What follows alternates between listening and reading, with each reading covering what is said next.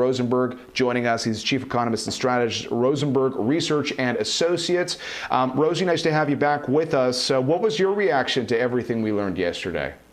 Well, I think that my big surprise has been the reaction by almost everybody, which is that, of course, the government is going to do all it can, to protect us from the ravaging effects of the pandemic. And, I'd be the first one to say, who's going to quibble over the need for ongoing income support until a vaccine arrives, or maybe even if we develop herd immunity? Who's going to quibble with that?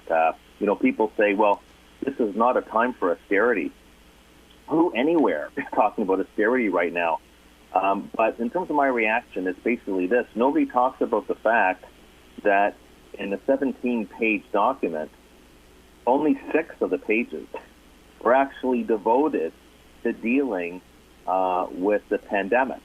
The other 11 pages were all about a future of big government and its tentacles spreading right across the economy and the social fabric. That was really, I think, the situation here. The famous Rahm Emanuel, who was the advisor to Barack Obama, said in 08 and 09, why waste a good crisis?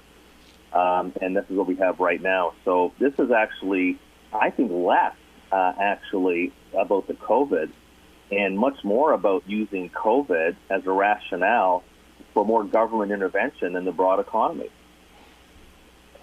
Well, certainly there have been some views like that on how the government, or at least some in the government, have been approaching the pandemic, I suppose an opportunity, if you will, on ideological grounds. If we go down that path, continue down that path, I mean, you're an economist largely, you're looking at where the Canadian economy is headed. What kind of country do you think we're sort of heading towards being? Well, I think that there were long-term challenges in Canada, long before the pandemic.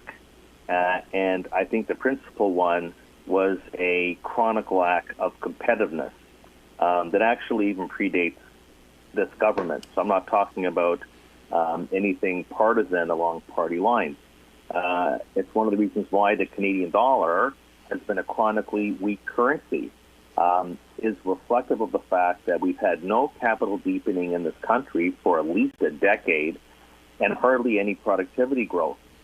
When you're taking a look at the great Canadian story, it's been immigration.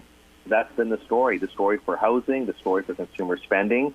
When you have a very lax immigration policy, and I'm all for it, but that's been all the GDP growth. When you're taking a look at Canadian economic activity adjusted for the population, there was no growth heading into this pandemic.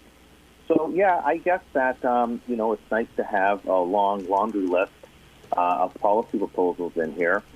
No mention here how it's going to get paid. If you really think that the items in here in terms of who they're going to tax can pay for this, it's impossible. It's funny that the government says, we're here to support the middle class. You can't afford all these proposals. There's at least 30 new ones and beefed up ones.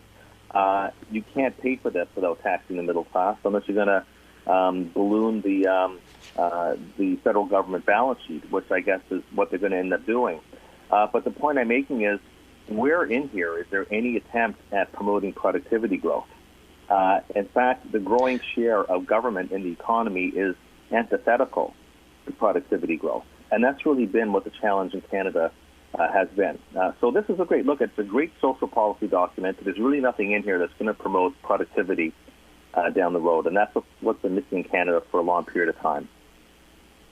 So since you mentioned taxes, I want to go back to one thing that was addressed, which was wealth, income, inequality, this theme of tax the rich. I'm not sure if you heard, but last year we had the former Finance Minister John Manley on, who described the commentary from the government on that specific issue yesterday as one of the dumbest things in the throne speech. What was your reaction to the government's decision to focus on making that point? Well, look, it was the comments on taxes in the throne speech was very limited towards stock options among individuals who work at companies, and taxing the internet media, digital. What's that going to bring in the government in terms of revenues? Next to nothing. There's just not enough revenues to tax. You see, you can't achieve all this whole laundry list. I mean, this is basically, and look, it's great. I mean, if we're going to move towards a utopian world, who wouldn't want to move towards a utopian world? But the reality is that the government does not create income. It redistributes income, doesn't create income. It has to fund its revenues either through raising money in the capital markets and the debt markets, or it has to raise taxes. The only way you can fund, and if you actually took a look at all these initiatives, you're talking about hundreds of billions of dollars if everything were to see the light of day, which they probably won't. You can't tax the rich and fund that. There's not enough of them to tax to fund all that. You will have to actually tax the whole part of the economy that you're stating you want to support, which is the middle class. The middle class is really where most of the revenues the government gets to fund their initiatives, and they'd have to tax the middle class again. That's the hidden message here, and that's the irony, is the people that they say they want to support, well, there's a whole long list of them, but the middle class is one of them. Only the middle class can actually ultimately defray the cost of all these initiatives. David, we're almost out of time. I did see you tweet about something that we haven't, was not throne speech related, but we're going to show our audience the tweet that you shared because it caught our attention. Because for those who don't know, and obviously there was a change in who was running the Bank of Canada, and Tiff Macklem has that role. A lot of people thought Carolyn Wilkins might get it. She ultimately has decided she will not seek a second term as the deputy. But you said. This is your message to the Prime Minister. You devoted so much time in the throne speech with initiatives to elevate women's role in the economy, yet you bypassed Carolyn Wilkins, the obvious choice when it came to choosing the head of the central bank. What prompted you to tweet that? I'd say probably 4 glasses of Pinot Noir.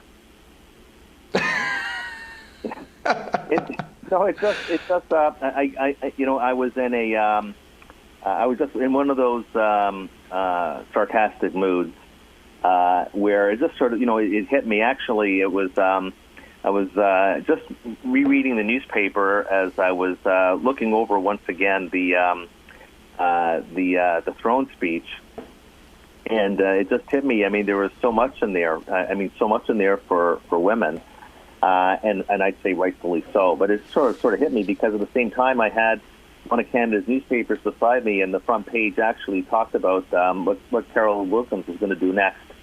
And just as everybody thought that Tiff Macklem was going to be the next head of the Bank of Canada, back when Steve Poloz actually got the job, everybody basically thought that Caroline Wilkins was going to get the job. And I thought, what almost a no-brainer if you want to actually. I know people came back and said, well, look at the cabinet; it's got a lot of women in there. But I mean, this would have been historic to have the first woman, and obviously eminently qualified, senior deputy governor, very well respected.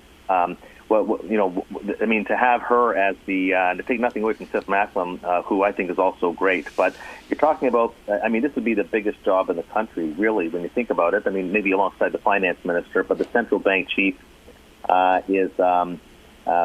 would have been something that I think everybody would have saluted and taken note of. And so here we have a whole document dedicated to elevating women in the workforce, and there was an obvious choice staring right there to head up the central bank. So it just sort of hit me as one of the many irony of ironies that was part and parcel of the throne speech. Well, we appreciate the context on the tweet. Sometimes that does help. David, thanks a lot as well for your analysis and reaction to everything that came out of the throne speech. That's David Rosenberg joining us by phone. And